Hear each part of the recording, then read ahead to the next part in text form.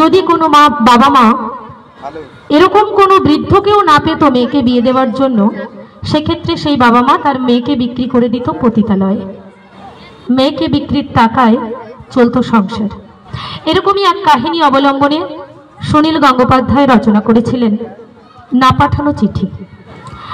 এক হতদরিদ্র বাবা মা তার মেয়ের 12 বছর বয়স হয়ে যাওয়া সত্ত্বেও আর্থিক অনটনে বিয়ে দিতে পারেননি। তাকে বিক্রি করে দিয়েছিলেন পতিতালয়ে।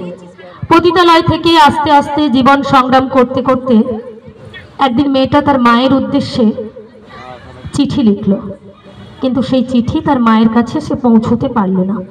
চিঠিতে মেয়েটা ঠিক কি লিখেছিল তার সেই কাহিনী অবলম্বনে আজকের এই কবিতা। যেহেতু নারী শক্তির আরাধনায় ব্রতী হয়েছি, আমরা যারা বলি খুব কষ্টে আছি, খুব খারাপ আছি, আমরা যদি তখনকার সময়ের কথা ভাবতাম বা এই কবিতার মাধ্যমে একটু অনুভব করার চেষ্টা করি, তাহলে আমি বলবো আমরা বর্তমান সমাজে সত্যি বড্ড ভালো আছি।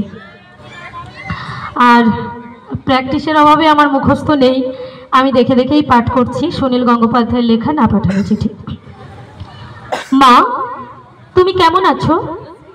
আমার পোষা বিড়াল খুঁজছো, সে কেমন আছে? রাত্রির কার পাশে শোয়? দুপুরে যেন আলী সাহেবদের বাগানে না যায়। মা, ঝিঙে মাচায় ফুল এসেছে, তুলিকে আমার ডুরির শাড়িটা পরতে বলো, আঁচলের ফেসুটা যেন সেলাই করে নেয়। তুলিকে কত মেরেছি, আর কোনোদিন মারবো না। আমি ভালো আছি, আমার জন্য চিন্তা করো না। মা, তোমাদের ঘরের চালে নতুন খড় দিয়েছ? এবছর বৃষ্টি হয়েছে খুব। তরফদার বাবুদের পুকুরটা কি ভেসে গিয়েছে? কালু ভুলুরা মাছ পেয়েছে কিছু? সেবারে মেঘের ডাক শুনে কই মাছ উঠে এসেছিল ডাঙায়। আমি আম গাছ তলা থেকে 2টো জ্যান্ত কই মাছ ধরেছিলাম। তোমার মনে আছে মা? তোমার মনে আছে আলী সাহেবের বাগানের সেই নারকোল? চুরি করে আনিনি গো, মাটিতে পড়েছিল, কেউ দেখেনি। নারকোল বড়ার সেই স্বাদ এখনো মুখে লেগে আছে। আলী সাহেবের ভাই মিজান আমাকে খুব আদর করত। বাবা একদিন দেখতে পেয়ে চালা কাঠ দিয়ে পিটিয়েছিল আমাকে। আমার কি দোষ? কেউ আদর করলে আমি না বলতে পারি? আমার পিঠে এখনো সেই দাগ আছে। আলী সাহেবদের বাগানে আর কোনোদিন যাইনি, আমি আর কোনো বাগানেই যাই না। সেই দাগটায় হাত বুলিয়ে বাবার কথা মনে পড়ে। বাবার জন্য আমার খুব কষ্ট হয়। আমি ভালো আছি, খুব ভালো আছি। বাবা যেন আমার জন্য একটু না ভাবে। তুলি কি এখনো ভূতের ভয় পায় মা? সেবারে আমি আর তুলি পুকুর পাড়ে কলা বউ দেখেছিলাম। সেই থেকে তুলির ফিটের ব্যারাম শুরু হলো।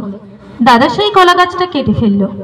আমি কিন্তু একটু ভয় পাইনি, তুলিকে কত খেপিয়েছি। আমার আবার মাঝরাতে সেই কলা বউ দেখতে খুব ইচ্ছে করে মা, খুব ইচ্ছে করে। হ্যাঁ, ভালো কথা। দাদা কোনো কাজ পেয়েছে? নকুরবাবু যে বলেছিল বখরমপুরে নিয়ে যাবে, দাদাকে বলো ওর ওপর আমি রাগ করিনি। রাগ পুষে রাখলে মানুষের বড় কষ্ট। আমার শরীরে আর কোনো দাগ নেই, আমি আর এক ফোঁটাও কাঁদি না। মা, আমি রোজ দোকানের খাবার খাই। হোটেল থেকে 2 বেলা খাবার এনে দেয়। মাংস মুখে দিই আর কালুর কথা ভুলুর কথা বড্ড মনে পড়ে। তোমাদের গ্রামে পটল পাওয়া যায় না, আমি আলু পটলের তরকারি খাই, পটল ভাজাও খাই।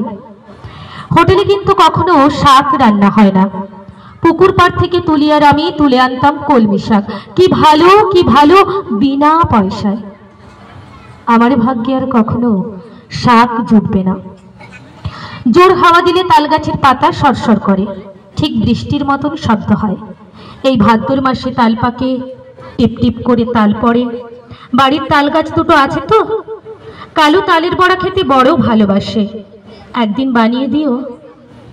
তেলের দাম খুব জানি, তবু একদিন দিও।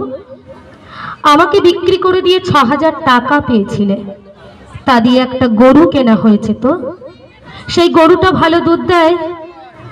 আমার মতন মেয়ের চেয়ে গরু অনেক ভালো। গরুর বাছুর হলে তাতেও কত আনন্দ। গরুর দুধ বিক্রি করে সংসারে সুসার হয়। কেন আমাকে বিক্রি করে দিলে তাও তো জানি। আমি কি জানি না? সব জানি। বাড়িতে কন্যা সন্তান থাকলে কত জ্বালা।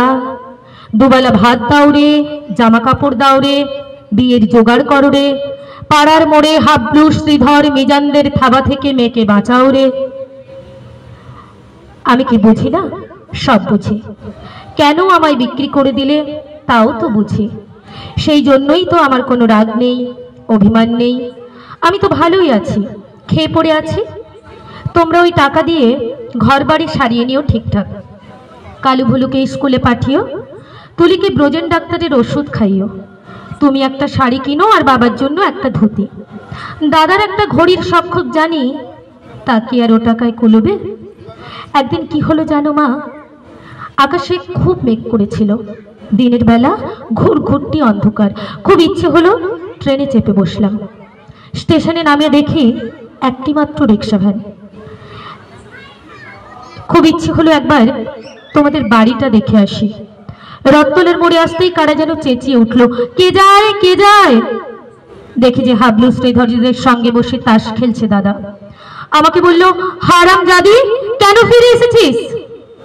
আমি বললাম, দাদা আমি ফিরে আসিনি গো, থাকতেও আসিনি, একবার শুধু দেখতে এসেছি। হাবলু বলল, এটা একটা বেবুসে মাগি। কি করে জানলো বলো তো? তা কি আমার গায়ে লেখা আছে? আর একটা ছেলে, ঠিক চিনি না তাকে, সে বলল, ছি ছি ছি, গায়ের বদনাম। হাবলু রিক্সাওয়ালাকে চোখ রাঙিয়ে বলল, ফিরে যা। আমি বললাম, দাদা আমি মায়ের জন্য কটা টাকা আর তুলির জন্য। দাদা টেনে এক চড় কষালো আমার গালে। আমাকে বিক্রির টাকা হকের টাকা, আর আমার রোজগারের টাকা পাপের টাকা, ঘেন্নার টাকা। ওই টাকা দাদা ছোঁবে না। ওরা আমাকে দূর দূর করে তাড়িয়ে দিল। আমি তবুও দাদার ওপরে রাগ করিনি মা। দাদা তো ঠিকই করেছে। আমি তো আর দাদার বোন নই, তোমার মেয়ে নই, তুলির দিদি নই।